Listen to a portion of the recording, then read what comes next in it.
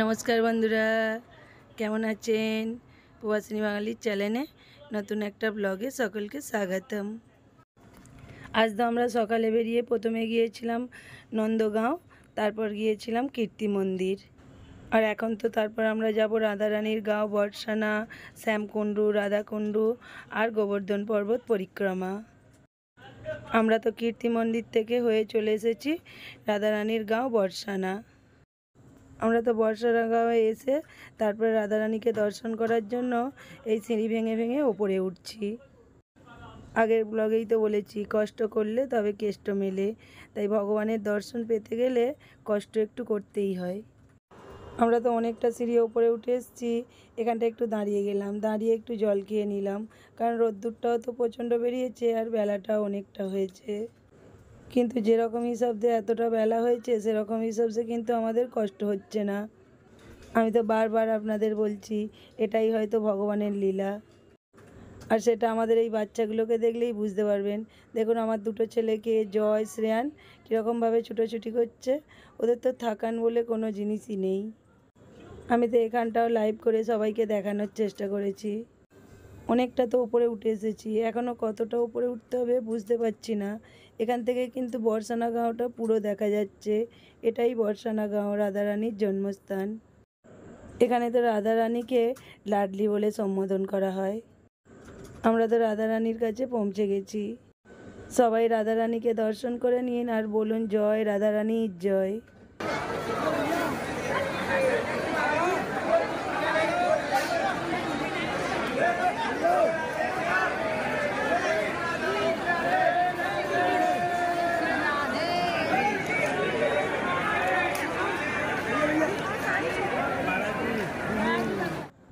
ওখান থেকে আমরা চলে এসেছি রাধাকুণ্ডু, শ্যামকুণ্ডু।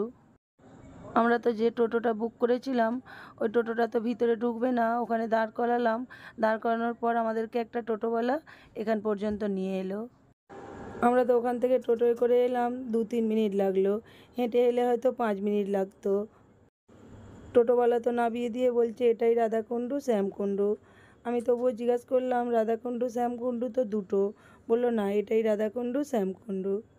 যাই বা হোক, রাধাকুণ্ডুই হোক আর শ্যামকুণ্ডুই হোক, আমরা নেবে গায়ে হাতে জল দিয়ে নিলাম। স্নান তো করতে পারবো না, তাই মাথায় গায়ে একটু জল দিয়ে নিলাম।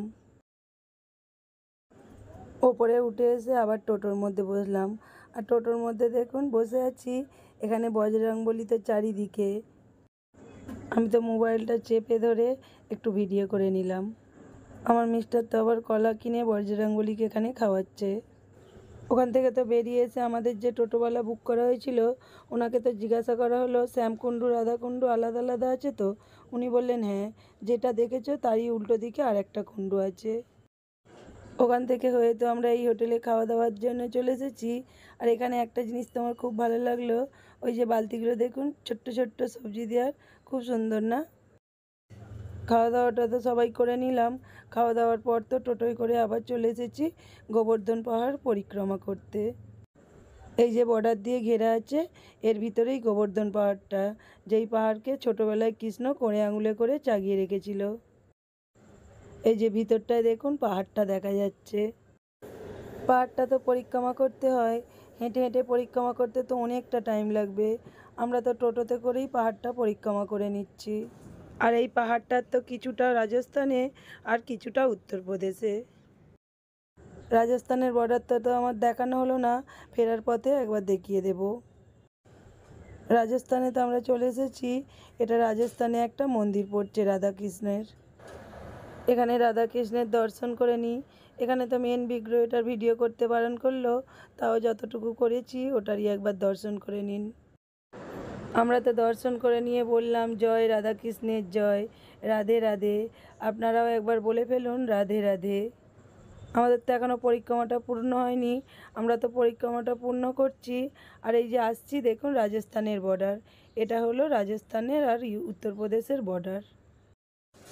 যাওয়ার সময়তে ওইদিকে একটা বর্ডার পড়েছে, ওই বর্ডারটা ভিডিও করতে করতে তো আমাদের টোটো চলে গিয়েছিল, করা হয়নি।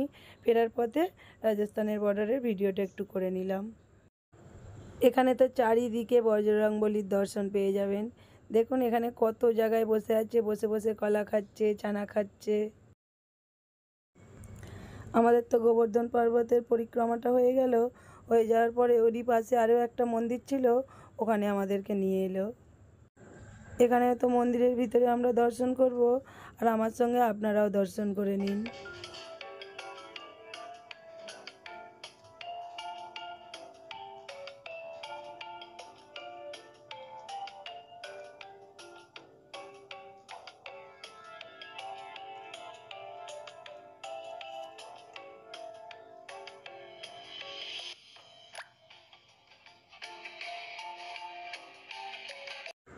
এখানে তো মেন বিগ্রহের মূর্তিটার ভিডিও করতে দিল না।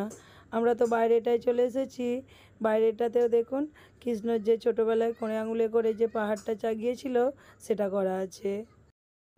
আমরা তো ওখান থেকে চলে এলাম, আসার পর এখানে একটা ঘাটে আসছি। এই ঘাটটার তো নাম আমাদেরকে টোটোওয়ালা বলল মানসীগঙ্গা কুণ্ড। নাম যাই বা হোক, ভিতরে গিয়ে ভগবানের দর্শন করে নিই। চলুন, আমার সঙ্গে আপনারাও দর্শন করে নেবেন।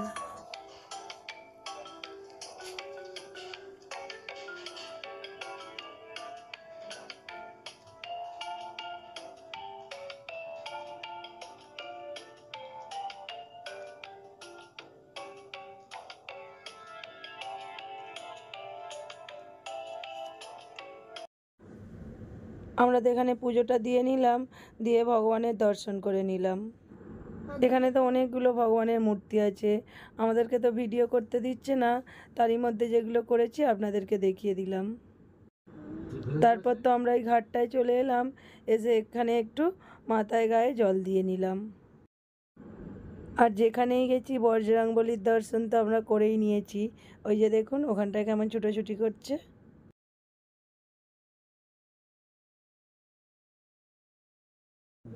এখান থেকে তো মানসীগঙ্গা কুণ্ড যে বলেছিল খুব সুন্দরভাবে দেখা যাচ্ছে।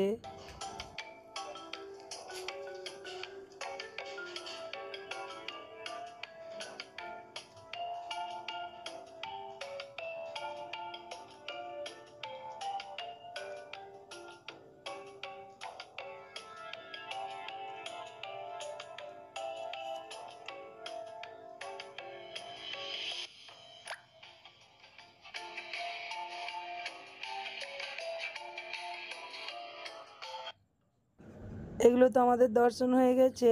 এরপর আমরা যাব লোটাস মন্দির। ওর ব্লগটা তো আমি পরের ব্লগে দেব। এখন আমি এই ব্লগটা এখানেই শেষ করছি। সকলে ভালো থাকবেন, সুস্থ থাকবেন, সাবধানে থাকবেন। আর আজকের ব্লগটা যদি ভালো লাগে লাইক কমেন্ট শেয়ার করে দেবেন। রাধে রাধে।